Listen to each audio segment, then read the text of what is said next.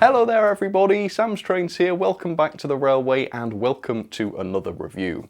You need to prepare yourself for possibly the most detailed, yet also the most unimaginably expensive van you've ever seen.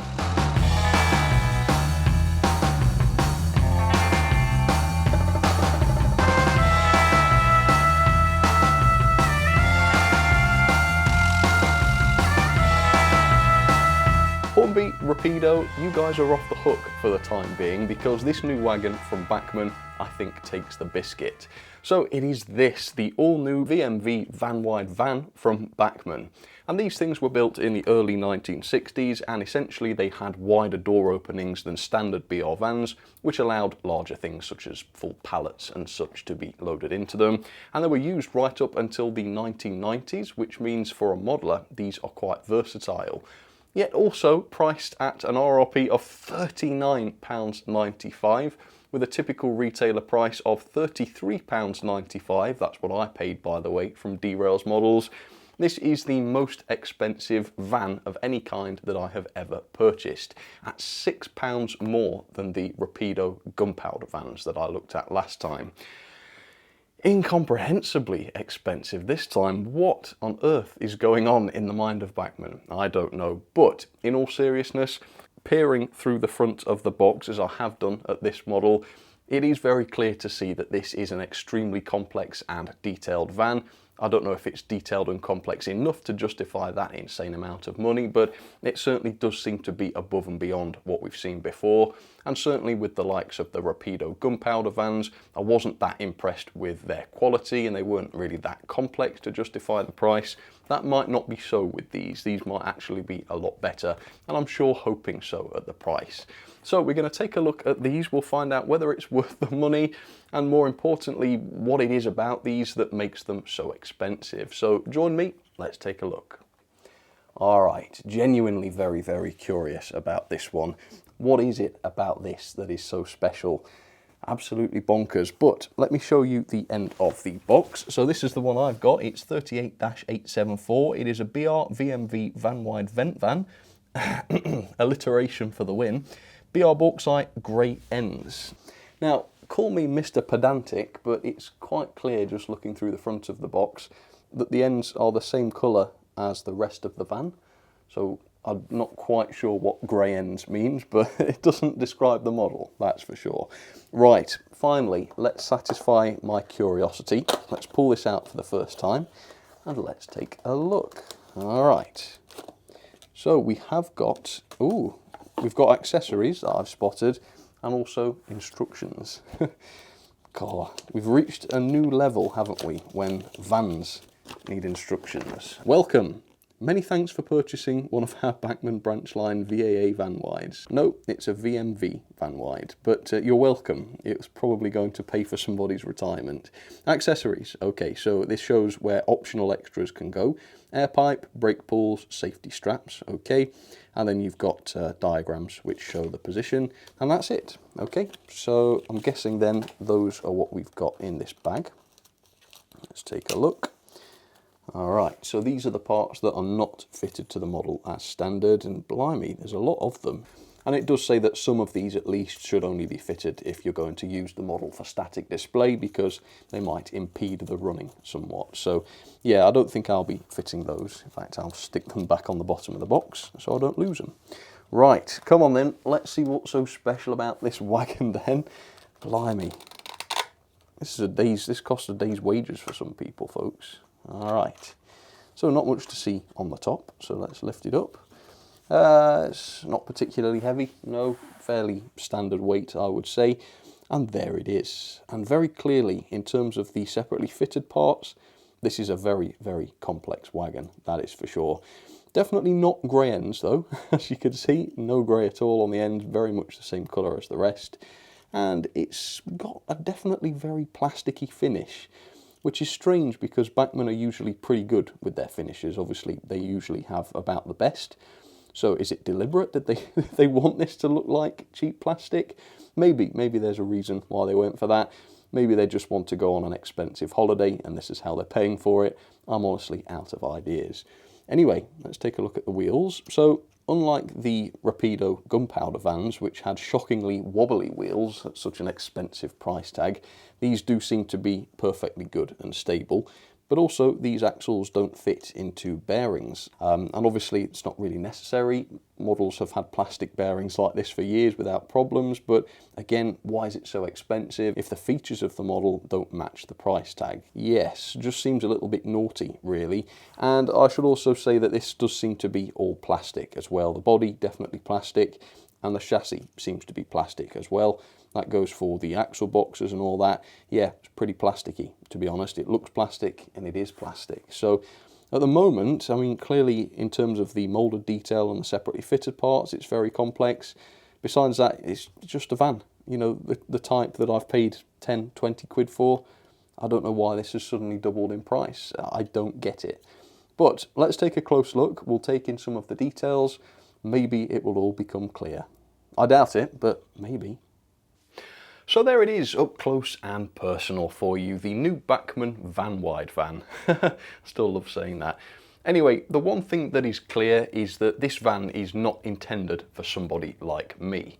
I like detail on rolling stock, don't get me wrong, but given the choice, I would rather see less of it, I'd rather see less complexity, and actually be able to afford the rolling stock. And there are plenty of people like me that feel the same way. However, there are plenty of people who love to see that extra bit of detail, that extra bit of realism, the extra crispness in the actual moulded details, and those extra parts. And so it seems, at least on first glance, as though this wagon is aimed at that sort of person. And certainly there is quite a lot of complexity in the bodywork, which would sort of explain why this is so expensive. But really, compared with the other van that I have in this sort of price bracket, that is the Rapido gunpowder van, this really doesn't meet the mark, in my opinion. First of all, in terms of the body finish, I mean, it's just not a good finish on the body. Compare that to the Rapido vans, similar sort of body type, by the way. Yeah, the quality of the finish there is much better. And this is particularly true on the chassis. I mean, look, it just looks like a plastic chassis, completely flat finish. Compare that to the Rapido, it looks like real metal, it is more realistic. And speaking of the chassis, the underframe's not that great either. If this is a £40 model intended to be ultra realistic, then this underframe's not great. The separately fitted details all there, the brake rigging and such, but in terms of the relief of the structure of the chassis, it's not great. Compare that to the Rapido, it's much, much better. Now obviously with things like that, people say, does it really matter? Well, yes, it does. If you're paying nearly £40 for a wagon, it does matter. If you want something that's less detailed, you can expect to pay about a third of the price. If this is going to be almost 40 RRP, nearly 35 at the retailers, then I would honestly expect better. Similarly, we've got no screw or chain link couplings provided to go on these coupling hooks, and why not? This is so incredibly expensive, how can they miss features out like that?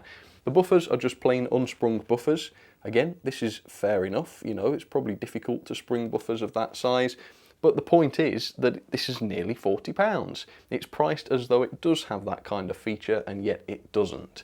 So as far as I'm concerned, even if you are the type of person that wants ultra realistic rolling stock, this still doesn't meet the mark as well as it should at this unprecedentedly high price. However, like I say, there is a great deal of complexity here. The moulded bodywork is absolutely excellent. As you can see, the texture on the ends here is fantastic. The riveting and the doors and such on the side, absolutely fantastic. And the same is definitely true of the underframe and the chassis as well. You've got separately fitted parts in front of the sole bar, which has got some decoration on it as well. As you can see, some small printed details. And the main bodywork itself has quite a few separate details as well. You've got these grab rails on the doors, which are wire and separately fitted, I believe. And then you've got these sections as well, which are all separately fitted, part of the door. Not to mention the decoration, of course, which is quite complex. Again, not perfect. You'd expect perfection, but not quite perfect. But certainly pretty complex considering this is a van. So all of that is great. And you've got these little boards on the end. These appear to be separately fitted, lamp brackets as well. So, I mean, it is a very, very complex wagon. It's not just an Oxford banana van at 3 times the price. You can see why this would need to be a bit more expensive than that, but come on, it's still, let's be honest, twice as expensive as it ought to be given what it is. We have got full brake rigging on the underside, as you can see. You see the cylinder there that actuates it, and then we've got the brakes themselves, which sit deliciously close to the wheels. So there is some precision going on there, and they do look fantastic, I'll be honest. And the wheels are also chemically blackened, so you've got a good, well, at least a decent finish on those, I suppose. They look like they're plastic though because of that, but no, they are metal, so that's okay. It weighs in at 40 grams, which is okay. You know, you don't need much more than that really. Again, that is lighter than the Rapido gunpowder van, which again begs the question, why is this so expensive? Less material means less cost. So why is this £6 more expensive than the Rapido? I honestly couldn't tell you. I couldn't tell you. But if money is no object, then this is a great van for sure. But most people do care about money, and most people do care about value for money. So I'm still none the wiser as to why this thing is so expensive. Yes, it's complex, but it's no more impressive than other much cheaper rolling stock out there on the market. However, I'm pretty confident that this will actually function as it's supposed to. The wheels seem good, the couplings seem sensible. We've just got standard NEM couplings here, which are free to pivot very slightly. So yeah, it's the standard Bachmann setup. Their stuff works, right? Say what you like about the price, at least it works. Of course, it should work no matter what the price, but that's not always the case from other manufacturers. So credit where credit is due. And look at this, I'm saying all this before I've even tried it, but I am that confident. But here we go, let's try it, let's see what it's like. All right, let's get started with the testing then. So as a locomotive for today, I've got the lovely Bachmann 03 shunter in the NCB black, and a few other bits of rolling stock, which I can couple this new van up in between. First though, how well does this roll? Well, on the Gordon's Hill rolling test, it fared very well, as I knew it would. Yeah, I would say it got a very long way. Pretty impressive. Not quite as impressive though as the Oxford GE van, £14.50. Yeah, that one smashed into it and carried both of them much further. So it's not overly impressive or anything, but it's as free as you'd want it to be, I think, and certainly freer than a lot of other rolling stock. So that's fair enough. Let's see if the couplings are functional then. Usually they are. And I've got, well, this is actually this wagon had dodgy couplings, didn't it, this Oxford. So if it couples to those, I'll be extra impressed. And yes, it does. Okay. And let's go couple to the Rapido. That's yet another brand with different couplings. And yeah, perfect coupling. So it's not a surprise. Yeah, Bachmann stuff, like I say, works. And this is no exception. And that's exactly as it should be, of course, at this sort of price point. But yeah, it seems fine. Okay, so let's get this going. Let's send it around the track, and hopefully all will be well. All right, here we go, into the curves. It's a good looking van, I will say. Yeah, I mean, there's a lot to be said for the complexity in it. It certainly makes the thing look very well detailed, and as you can see, it's handling the layout without any problems, as you'd fully expect. So there's not much to complain about, that is for sure. It's certainly very detailed, perhaps not quite as detailed as I was expecting, but certainly very detailed. Performance, second to none, seems to perform exactly as you'd want it to without derailing or having issues with the couplings. That should always be the case no matter who you buy rolling stock from. But the fact is, this experience is far worse from several other manufacturers. So yeah, that is a good thing. It's a good thing to see. But ultimately, I think it boils down to what sort of modeler you are, what sort of level of detail you care about, and more importantly, how much money you're willing to spend on a single van. And for somebody like me, when I pay this much for any sort of rolling stock, I have incredibly high expectations at that sort of price, and they were only sort of halfway met with this. I would expect more in terms of flash features. I'd expect a better finish, I'd expect some die cast, I'd expect probably bearings on the axles and such, sprung buffers, that sort of thing, just to justify the price a little bit better. But it is a great looking wagon and it does work well, so take from that what you will. Go on then, let's send it backwards over the mean points just to make sure everything's as it should be. Yeah, this is the ultimate test on bad track really, so if a model passes this with flying colours, then unless you get a very faulty model, yours shouldn't cause you problems under any circumstances really. Alright, backwards, yeah, even the Oxford GE van did it. And forwards, there you go, so hopefully that should give you some confidence. Let's have some ratings then for the all-new Bachmann VMV Vanwide van. The level of detail I've given 4-star. Now, don't get me wrong, the level of detail generally is absolutely outstanding. So many separately fitted parts on the body, such good moulded detail. It's basically unheard of on a 00 gauge van.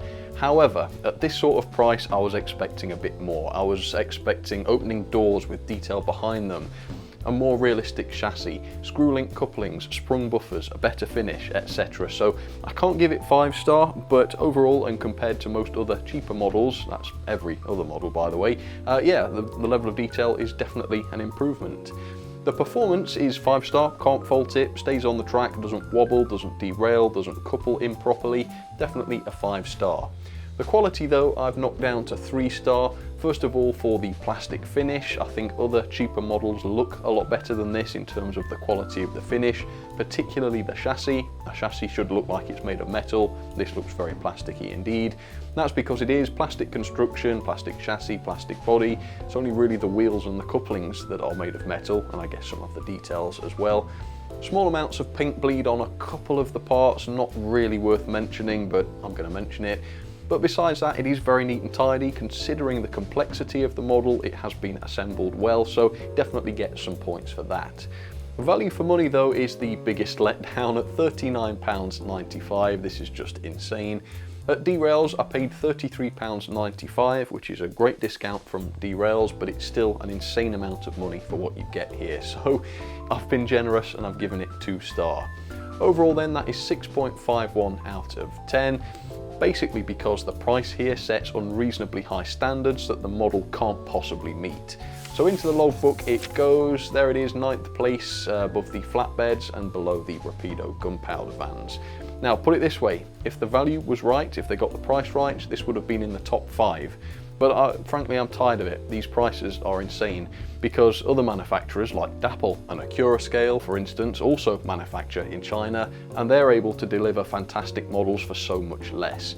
So yeah, Bachmann, fix your prices, and then you've got a pretty darn good model. Well folks, thank you very, very much for watching. I hope you enjoyed this video. It certainly is a wonderful wagon, very much so, much more detailed than what we've seen in the past.